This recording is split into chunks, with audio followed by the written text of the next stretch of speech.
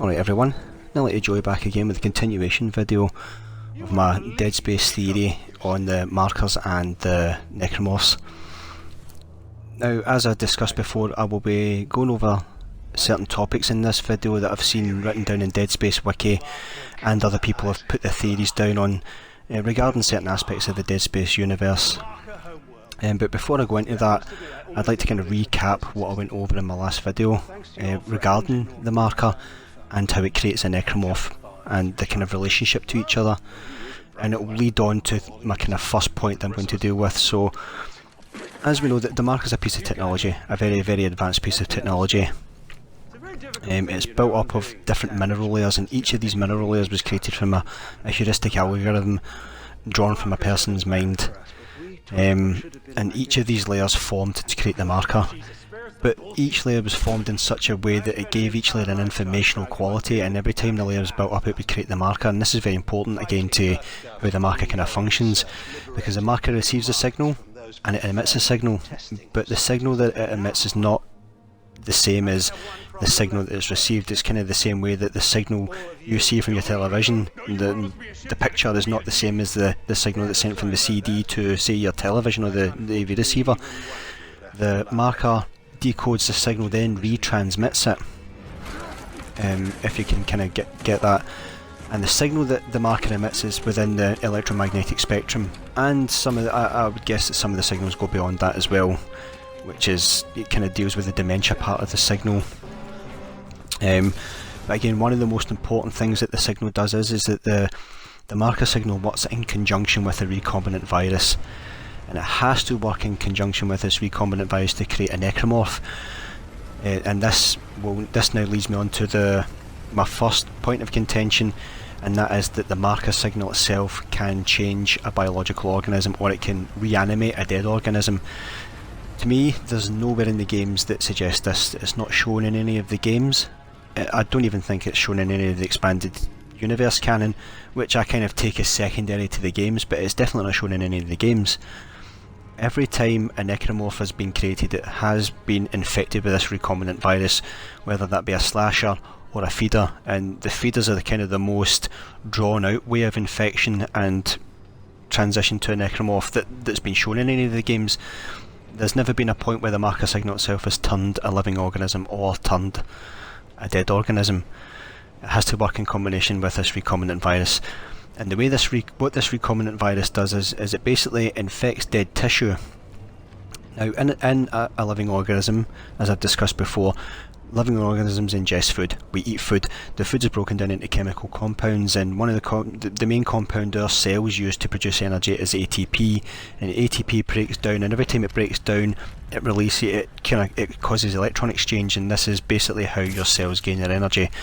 When a dead organism is dead, your cells aren't producing energy that way. A dead organism isn't eaten, so your cells aren't getting any energy. So how can the marker signal reanimate a dead corpse? This again comes down to the recombinant virus. The recombinant virus will infect a cell, and it will transmit some sort of compound that replaces ATP.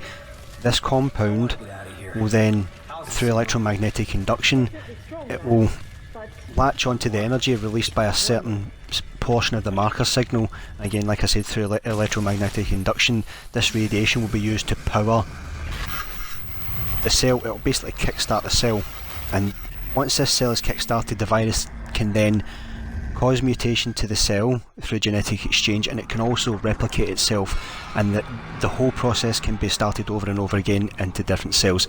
And this happens at a very rapid rate in the creation of a necromorph, but the virus has to work in combination with the signal. It doesn't do it by itself. And that kind of brings me on to another point, and that is that the marker somehow influenced human evolution, or biological evolution on Earth. This again, to me, is a very false statement. It's not shown in any of the games, and it kind of basically, the marker doesn't work like that. The signal that the marker emits doesn't have the strength, and given what it does and how it works in conjunction with this recombinant virus, the energy output that it has to emit this radiation in the first place is staggering. But these signals don't have the strength to go around the whole globe. There's no way the marker would be influencing human biology by all means on Earth. Basically, this is why you see markers everywhere, especially in Tower of Atlantis. If you look here, you see markers everywhere. These markers are made to amplify and keep the signal strong wherever the signal and necromorphs are spreading. Again, this goes against the theory that the marker itself, the black marker, influenced evolution on Earth. The black marker is basically one of these markers that's just been flung out into space after a convergence event. But the marker, to me, did not cause, it did not alter evolution on Earth. It's not been shown. I don't see any evidence in the games for that. I don't see any logs discussing it. It kind of brings me on to my next point, which is Altman, why people believed this. And this was basically due to the Church of Unitology being let, they were allowed to spread a lie, basically. Michael Altman, when he first discovered the marker, he wanted to let the public know that they'd found an alien artifact, and this artifact could have a profound impact on humanity and our further evolution, and maybe even saving our own species from the impending doom that we were facing through lack of resources. But he soon came to realise that we were under an alien influence, and this is backed up again by a log by Keenan Phelps, where he says that they were right the first time on Aegis 7. We were never in control of this. We don't even understand it. He believed that they were under the influence of some alien. They were under the influence of some alien influence. Basically, they were the puppets of some alien influence, and this is the influence I'll get into later on. But because of the way Altman was silenced, there was fervent believers that thought that he was trying to give them a message that the markers were somehow created to life and God had a plan for us. And EarthGov and DredgerCorp let that lie propagate, and this is what gave rise to the Church of Unitology. So if you look at it, basically EarthGov was responsible for the rise of Unitology in a way. They let that lie propagate, but it wasn't the truth. Altman didn't believe that the marker influenced evolution on Earth. I don't think anybody else did. They came to realise what was happening too late. And that's why I don't believe that. And kind of the kind of final part of this is more to do with what the marker was basically formed for and what the end result of the necromorphs is, which is basically the Brethren Moon. Now, I don't really like calling it a Brethren Moon. It's just that it's an entity to me. It's an abomination. And this leads on to what the marker is, what the essence of what it's doing, and how I've come to realise this is basically why I disagree with the points that are raised in other videos about the marker and how it functions. Now, if you want to get basic, the marker builds a body, and it houses the consciousness of some entity. It's an entity that we haven't seen yet. This entity is what I believe Isaac had an initial contact with in number 2 at the end. Due to Isaac's exposure, and Strauss as well, they were kept in stasis for years. Their mind was being probed.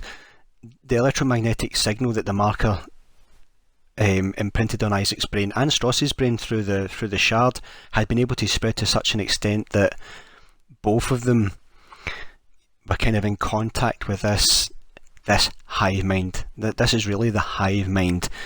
Dr. Mercer wrongly believed that the hive mind, or the nexus as I like to call it, is the actual hive mind. It's not. It's just a necromorph, another form of necromorph. The real hive mind is what is behind the signal. It's what Isaac faced at the end of number 2. And this is what the marker was created for, to build a body to house the consciousness of some extra dimensional entity that wants to gain a foothold in our dimension. Now, this is my theory, and I believe this is so because I believe that the very first marker was created, and the very first species that created this marker became the first Brethren Moon. Or basically think of Ego from the Guardians of the Galaxy. It wants to spread itself in our dimension, and the only way it can do that is through the means of our dimension, and it found a way to do this by it could have been some species, technologically advanced species long ago in our galaxy, was maybe looking into other dimensions maybe try to draw power from other dimensions, and they came in contact with this Cthulhu god, if you will, and over time this entity manipulated this species into creating the marker, into creating the recombinant virus. A very, very efficient way of it creating itself a body and a means to keep its consciousness in our dimension, in our reality, in our plane of existence. It's a very far-fetched theory, I think, but again, I hope it kind of gives you a deeper understanding as to the marker and my views on the marker and what it is and its connection to the necromorphs, and why I disagree with a few points that other people have raised. Anyway, that's the end of this video. I hope you enjoyed it. I hope you gained a little bit of knowledge that you didn't have before. And until the next time, this is Nelly Joey signing out. Isaac, are you there? Carver?